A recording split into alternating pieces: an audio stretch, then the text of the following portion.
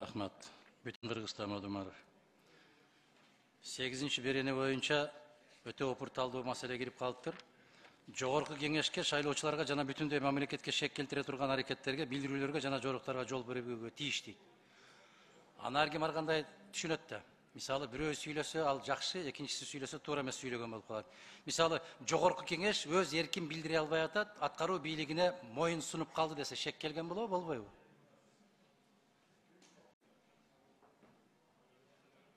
Аны сиз айтсаңыз туура болот элем. Шек келип калат го. Я. Кандай редакцияда сиз сунуш берип атасыз? Мен жакшы түшүнбөй калдым. Шек келтире турган аракеттерге, билдирүүлөргө жана жоруктарга жол бербөөгө тийиш деп жазылып турат. Мыйзамда так жазылышы керек, эч кимге мындай талкабать эткенге мүмкүнчүлүк болбош керек. Эгер мен айттым, жогорку кеңеш бүгүн арыз күчсүз болуп атат, алсыз болуп атат десем, шек келеби, келбейби? Эми кандайдыр турда шек келет?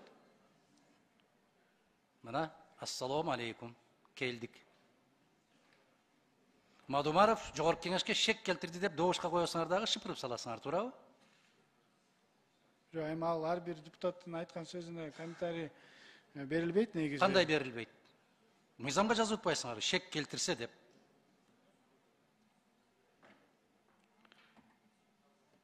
Бул мыйзам буга чейин жазылып келген.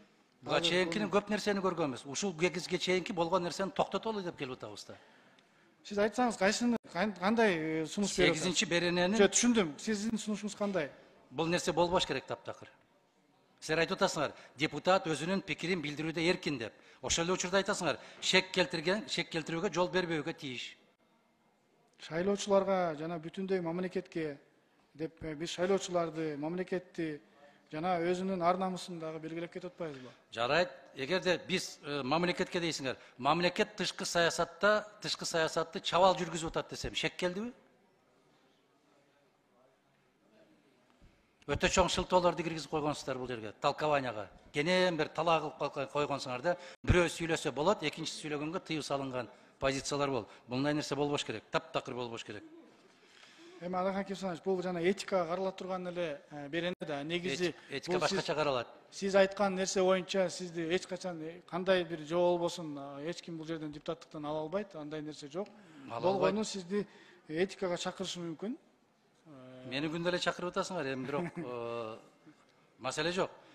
Кийинки маселе, ушуну алып салыш керек. Мен талап кылам. Анда берсеңиз сиз өзүңүз сунушуңузду, биз сөздү да карап чыгабыз. Мен ушул жерде сүйлөп аткан сөзүм берилди деп сунуш кылыныш керек. Жогорку кеңештин жумуш тартиби ушундай болот.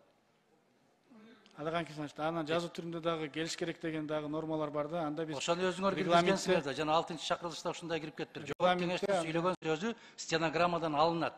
Тийиштүү бөлүмдөр изилдейт, ошону сунуш киргизет. Ушундай болуп иштелип келген. Тартиптүү өлкө болуп турган кезибизде. Регламент келсин, регламент келгенде анда ошол сунушту киргизип, эске алдырып коелу. Жанагы сиз айткан айтылгандан кийин гана бардыгы эске алынсын депчи. 9 беренеңерде. Беренебизде. Эми демилгечиге айтып атам да. Фракция жана депутаттык топ ичиндеги тартипти сактоо деп киргизип атасыздар.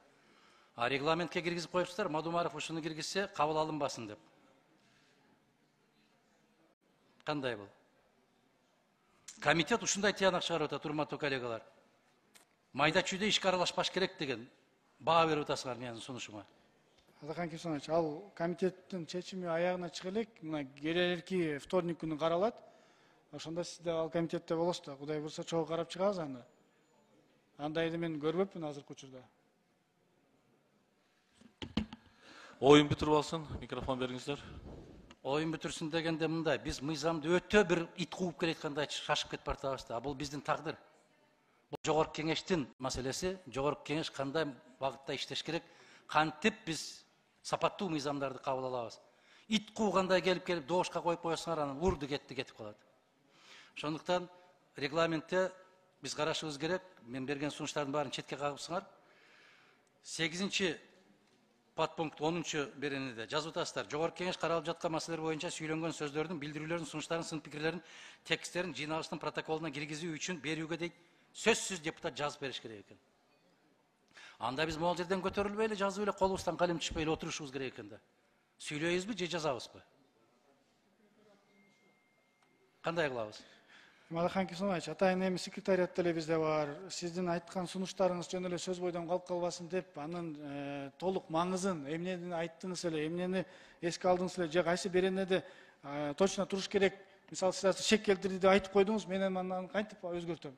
Сизден сөз түрдө мен альтернативный сиздин оюңузду билиш үчүн сизден жазуу түрүндө алып калсам жакшы болот эле. Же азыр айткандай ооз эки айтыңыздагы, анда бул жерден биз пункттарды алмаштырып коелу анда. Анда баардыгыбыз ошондой чечимге келели. Могул жерде эң сабаттуу деген, тажрыйбалуу деген Сатын Дүйшөнүнө деген эжекебиз иштейт. Ушу киши биринчи чакырылыштан бери иштейт. Биздин тарыхыбызда ушундай болуп келген. Депутаттын сүйлөгөн сөзүн стенограммадан тийиштүү бөлүмдөр алып чыгарып, депутаттын сунушу катарында каралып келген. Буга кандай дейсиз? Ушул норма кириш керек да, ушул норма калыш керек. Алихан Кесонович, бериңиз, мен сиз менен чогуу Ошону карап сүйлөп чыгайлы. 12 берененин 3 пунктун караңыздар. Министрлер кабинетинин чакырылган мүчөсү дейт. Эгерде жыйналышка келе албай калса, ал жазуу жүзүндө бериш керек дейт. Чакырылга бул норманы киргиздиңер дегенче министрдин бирөөсүн кармай албайсың бу жерде.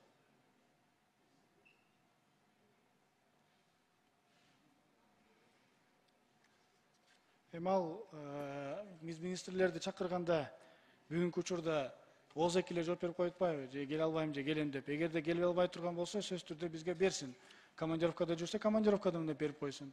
Же болбосо ооруп аткан болсо, ооруп атат деп бизге толук кат түрүндө берсин. Эгерде андай практиканы алып койсок, булар ооз эки эле ооруп калдым, же болбосо келбей койдум деп эле ар кандай нерселерди шылтоолоп айта берет. Ошон үчүн биз муну күчөтүү түрүндө гана Биз муну күчөтүү түрүндө айтышыбыз керек. Келүүгө милдеттүү. Бул конституциялык мыйзам. Бүттү. Биз ошо келүүгө милдеттүү болуш керек. Бул конституциялык мыйзам болуп атпайбы?